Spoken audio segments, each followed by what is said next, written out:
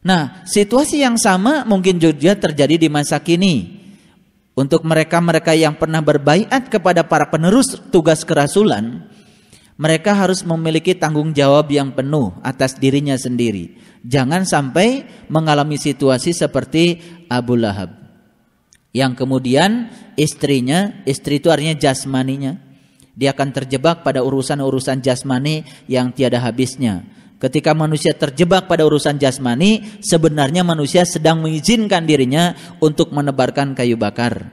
Otomatis dia dengan sendirinya akan terbakar. Jadi sebetulnya neraka itu bukan urusan nanti saja. Neraka adalah urusan hari ini. Konflik horizontal yang terjadi di negara kita ini, karena setiap manusia yang berkonflik mengizinkan dirinya untuk menjadi kayu bakar. Ketika masing-masing mengizinkan dirinya untuk menjadi kayu bakar, dibakar oleh amarah, dibakar oleh kebencian, dibakar oleh isu-isu yang tidak bertanggung jawab, maka manusia dengan sendirinya sedang mengizinkan dirinya menjadi kayu bakar. Suka atau tidak suka, sadar atau tidak sadar, mungkin di antara kita pun sering mengizinkan diri kita untuk menjadi kayu bakar. Kalau kita hari ini masih terkadang kesal, itu artinya kita masih mengizinkan kita jadi kayu bakar. Kita sedang menciptakan neraka di dalam diri kita sendiri. Ada orang lain yang gosipin kita, kemudian kita marah, artinya kita sedang mengizinkan menjadi kayu bakar. Betul? Ada orang lain ngajak untuk memanipulasi data yang menguntungkan diri kita sendiri, itu artinya kita sedang mengizinkan diri kita menjadi kayu bakar. Harusnya kita membiarkan diri kita menjadi air. Makanya beda orang yang di dalam dirinya air dengan orang yang di dalamnya kayu bakar. Orang yang di dalam dirinya air itu sejuk. Makanya surga selalu saja dilambangkan dengan sungai yang di bawahnya air. Karena air itu punya sifat yang lembut, lentur, ya, tidak keras dan tidak kaku. Air itu tidak seperti patung. Semoga kita hari ini sudah menjadi ma'ul hayat, air-air kehidupan yang bukan sekedar menghidupi diri kita sendiri, tapi kita sudah bisa menghidupi banyak orang, mencahayakan diri sendiri dan mencahayakan banyak orang. Jangan pernah mengizinkan diri kita terbakar. Makanya di ayat ini Allah mengatakan talfahu wujuhahumun nar, muka mereka dibakar api neraka. Banyak orang yang menyangka kalau ini urusan nanti, ini urusan sekarang. Coba lihat orang yang sedang marah, serem, karena dia mengizinkan mukanya dibakar oleh api neraka. Lalu api nerakanya dari mana? Api nerakanya dari dalam dirinya sendiri. Neraka ada di dalam kok. Mau dihidupkan itu api, ya, mau dimatikan itu api, ya terserah. Ketika seseorang itu jauh dari air, jauh dari kelembutan, pasti dia dekat dengan api. Nah, pertanyaannya sekarang bagi kita sering dekat dengan api atau sering dekat dengan air? Kalau dekat dengan api, kita mudah terbakar. Itu artinya kita sedang mengizinkan diri kita menjadi kayu bakar. Kapan itu? Bukan urusan nanti, itu urusan kita saat ini. Makanya kalau orang sedang marah, wajahnya serem.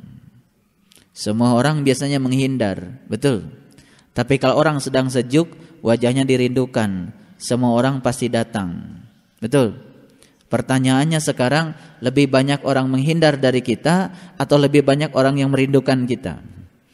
Kalau hari ini keadaan kita masih saja setiap orang takut datang dengan kita, karena takut dengan kata-kata kita, takut dengan perangai kita, artinya kita masih menebarkan kayu bakar. Kita masih menjadi istri-istri dari Abu Lahab. Kalau begitu istri Abu Lahab banyak atau sedikit? Banyak. Adanya kapan? Dulu atau sekarang? Dari dulu sampai sekarang, bahkan sampai yang akan datang. Lakon kehidupan itu gitu-gitu saja. Yang berubah kan cuma pelakunya saja. Panggung sandiwara kehidupan itu cuma begitu-begitu saja. Betul? keserakahan, keangkuhan, korupsi, curi-mencuri hak orang lain, saling membenci, saling membunuh, menang-menangan. Panggungnya itu saja. Lakon sandiwaranya itu saja. Yang berubah itu kan sebetulnya pelakunya. Karena dia habis dimakan waktu, ya lalu mati. Tetapi diteruskan lagi karena dia harus meneruskan karma di kehidupan yang berikutnya. Makanya kan panggungnya ada terus. Jadi sebetulnya panggung sandiwara itu tidak pernah berakhir sampai kapanpun. Karena masih senang banyak orang yang bersandiwara. Kalau sandiwara itu, mohon maaf, itu hidup-hidupan atau hidup beneran? Itu kan hidup-hidupan. Kalaupun beragama, agamanya agama-agamaan. Betul enggak? Kalaupun dia iman, kan imannya iman-imanan. Betul? Ya kalaupun Islam, Islamnya Islam-Islaman. Kalaupun takwa, takwanya takwa-takwaan. Kalaupun dia menyembah Tuhan, yang disembah juga pasti Tuhan-Tuhanan. Bukan yang sungguhan, namanya juga sandiwara. Semua diulang 2 kali dan berakhiran an. Baik, itu pembukaan hari ini. Sekarang kita mulai dari ayat 101. Silakan semuanya melihat ayat 101. A'udzubillahi minasyaitonir rajim. Bismillahirrahmanirrahim.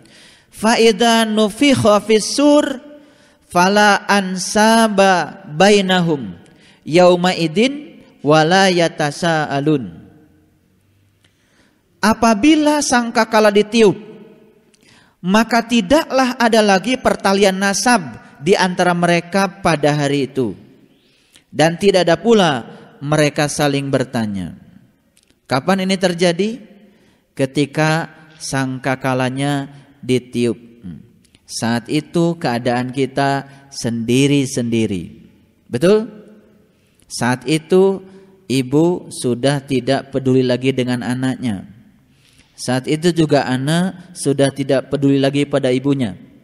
Saat itu bapak sudah tidak peduli lagi pada istrinya. Istri juga tidak peduli lagi sama suaminya, sendiri-sendiri. Beruntunglah mereka yang sudah bisa mengalami situasi ini. Ternyata ketika kita sendiri, betapa damai menyelimuti keadaan kita. Betul? Hening, bening, ya. Kita bisa mendapatkan kebahagiaan yang sejati. Sebetulnya ini pelajaran yang paling penting bagi kita. Bagi mereka yang mau mempelajarinya. Makanya di Quran Allah mengatakan pelajaran itu hanya untuk mereka-mereka yang mau belajar. Itu Quran tuh. Mereka yang tidak mau belajar sampai kapanpun tidak akan pernah mendapatkan kurikulum untuk belajar. Lalu kehidupannya menjadi sia-sia. Setiap peristiwa yang terjadi dalam kehidupannya tidak pernah memberikan tambahan nilai. Beruntunglah orang-orang yang beriman, yaitu orang-orang yang tidak pernah melakukan tindakan yang merugikan dirinya sendiri. Setiap saat dia selalu diuntungkan oleh peristiwa. Sekalipun peristiwa itu menyakitkan bagi dirinya, tetapi bagi orang yang beriman peristiwa itu selalu saja menambahkan kesucian jiwanya. Oleh karena itu, bagi orang yang beriman, dapat sesuatu dan hilang sesuatu, dua-duanya sama berkontribusi untuk menyucikan jiwanya. Makanya dia selalu beruntung. Orang yang tidak beriman, sudah hilang sesuatu, marah lagi. Setelah marah, kesel lagi. Dia sedang menodai jiwanya sendiri dengan titik-titik yang kotor, yang disebut dengan sampah-sampah spiritual. Oleh karenanya, semakin hari bukan semakin suci jiwanya, semakin kotor. Orang yang kotor jiwanya tidak pernah bisa menyayangi. Orang yang kotor jiwanya tidak pernah bisa mengasihi. Orang yang kotor jiwanya tidak memiliki kepedulian. Orang yang kotor jiwanya tidak memiliki kepekaan. Orang yang kotor jiwanya tidak memiliki tanggung jawab. Orang yang kotor jiwanya tidak memiliki kejujuran. Orang yang kotor jiwanya hanya mementingkan dirinya sendiri. Itu sebabnya ukuran agama sebetulnya adalah kesucian dan kekotoran jiwa. Bukan soal berapa kali umroh.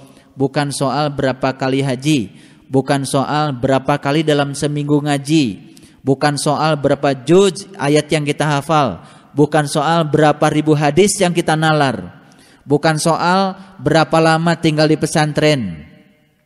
Bukan soal berapa lama kita setiap malam bangun tung tahajud. Itu semua adalah sarana-sarana saja untuk mengantarkan kita pada kesucian. Alangkah ruginya orang-orang yang sepertinya dia melakukan tindakan agama tetapi masih saja kotor jiwanya. Lihat dari apa? Lihat dari kebijakan dan kearifannya. Lihat dari kedewasaan spiritualnya. Jadi Bapak Ibu, pada saat sangkakala ditiup, maka tidak ada lagi pertalian nasab di antara mereka pada hari itu. Jadi kalau kita baca ayat ini, sebetulnya secara ruhani kita ini tidak ada pertalian nasab. Pertalian nasab kita bukan dengan manusia. Pertalian nasab kita langsung dengan Allah. Karena kita bagian dari dirinya yang pernah ditiupkan kepada kita. Fa idza sawaituhu wa nafahtu fihi min ruhi faqa'u lahu sajidin. Dan ketika engkau telah aku sempurnakan penciptaanmu, aku tiupkan ruhku. Jadi sebetulnya pertalian nasab secara ruhani bukan dengan anak-anak kita, bukan dengan keluarga kita. Makanya aneh kan? Ada orang yang bertanya pada saya, "Bapak, nanti kalau saya mati, apakah saya masih berkumpul dengan keluarga saya?" Itu pertanyaan kemelekatan. Itu pertanyaan kemelekatan. Karena dia tidak mau berpisah dengan yang dia melekat padanya. Maka Nabi Muhammad kan dibiarkan oleh malaikat Jibril. "Ya Muhammad, silahkan kau cintai apa saja yang ingin kau cintai. Tapi ingat, suatu saat akan berpisah dengan yang kau cintai."